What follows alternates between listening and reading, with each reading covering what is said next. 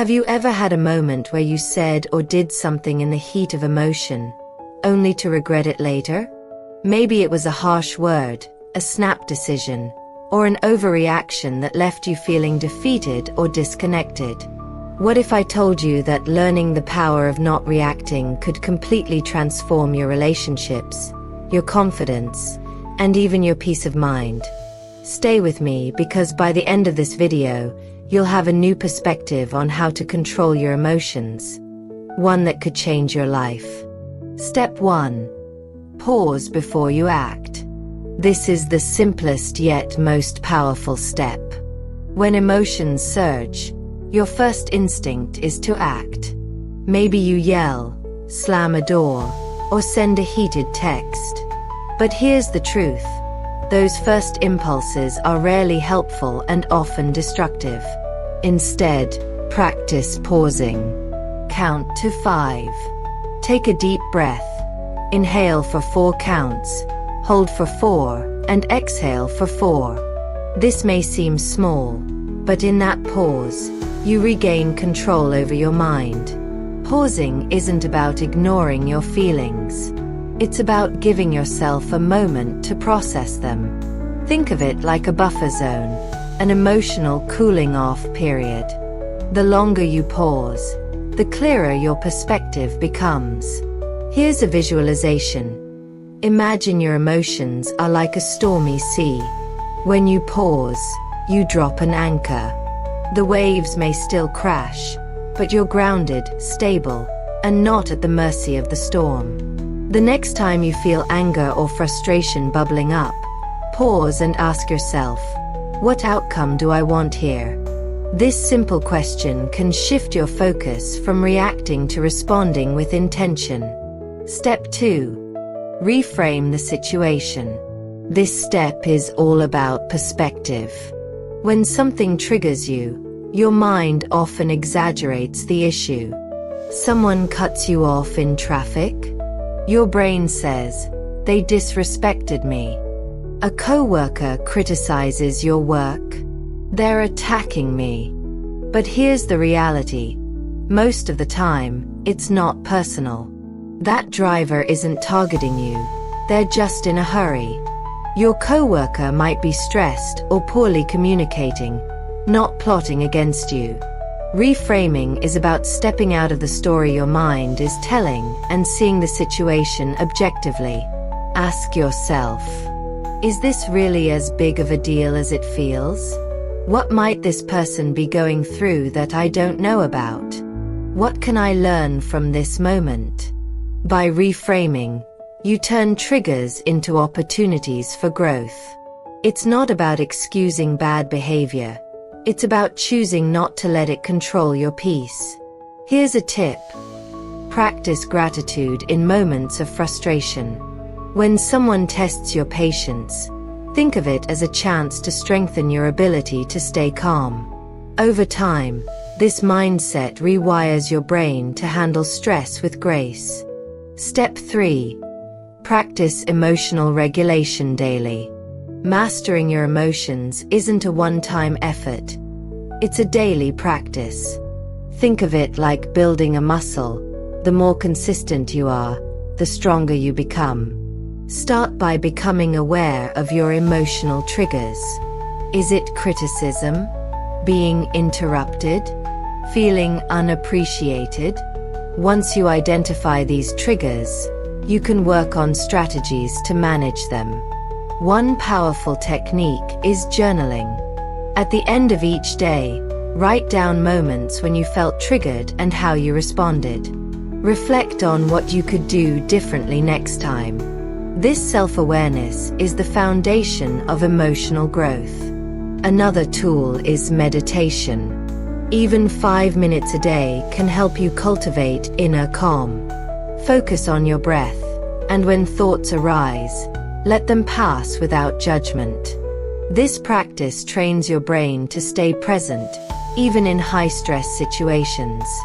Don't underestimate the power of small rituals, like taking a walk in nature, sipping tea mindfully, or practicing gratitude each morning.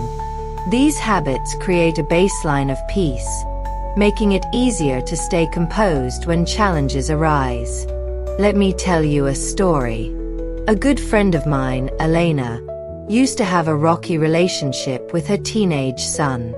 Their conversations often ended in arguments, and every minor disagreement felt like a battle.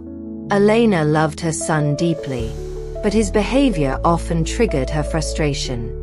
She would react impulsively, raising her voice, throwing out sharp words, and then regret it later. One day, after another heated argument, she decided she couldn't keep repeating the same pattern. She stumbled upon the idea of pausing before reacting, something we're discussing today. It felt simple but incredibly challenging. She set herself a goal. For the next 7 days, she would practice pausing before responding to her son, no matter how difficult it felt. Every time she felt her frustration rising, she would take a deep breath, count to 5, and ask herself, what outcome do I want from this conversation? On the first day, her son came home late and forgot to text her. Normally, she would have scolded him the moment he walked in. But this time, she paused. Instead of reacting, she calmly asked him why he was late. At first, he responded defensively, expecting the usual scolding. But her calm demeanor surprised him, and after a few moments, he opened up about a problem he was facing with a friend. This moment shifted their dynamic. Her son felt heard, and Elena realized that her pause created space for understanding. How pausing changes everything. By the end of the week, Elena noticed several changes. Her son began to trust her more. He shared things he hadn't before because he felt safe to do so. Her inner peace grew. By pausing, she avoided the emotional roller coaster of guilt and regret that followed her outbursts. Her confidence improved. She felt in control of her emotions rather than being controlled by them. Why this works? When you react impulsively, you let emotions like anger or frustration drive your actions. But when you pause, you reclaim your power. It's like stepping off a speeding treadmill and deciding which direction you actually want to go. As the Buddha said, between stimulus and response, there is a space. In that space lies our power to choose our response. In our response lies our growth and freedom. Take the challenge. Now, here's my challenge to you. For the next 7 days, pick one area of your life where you typically react. It might be a tense relationship with a family member, a stressful situation at work, or even your tendency to argue on social media. Every time you feel the urge to react, pause. Take a deep breath. Ask yourself, what am I feeling right now? Will my reaction bring me closer to that outcome? Write down what you notice. Keep track of how pausing changes the tone of your interactions and, more importantly, your own peace of mind. Remember, change doesn't happen overnight. But each time you choose to pause instead of react, you're rewiring your brain for a calmer, more intentional life. Just like Elena, you can transform your relationships and your sense of self-control by practicing this simple but profound technique. So, will you take the challenge? Let me know in the comments what area of your life you're focusing on. I'd love to hear about your progress and cheer you on.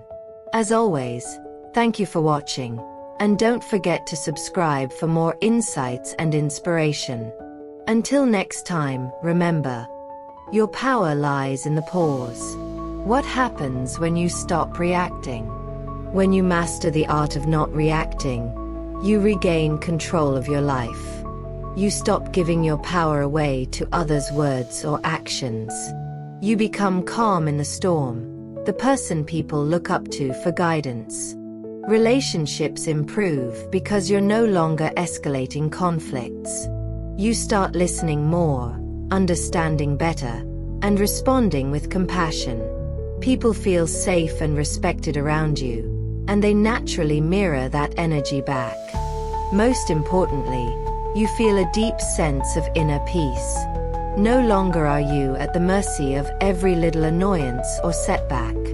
Instead, you move through life with confidence, clarity, and grace.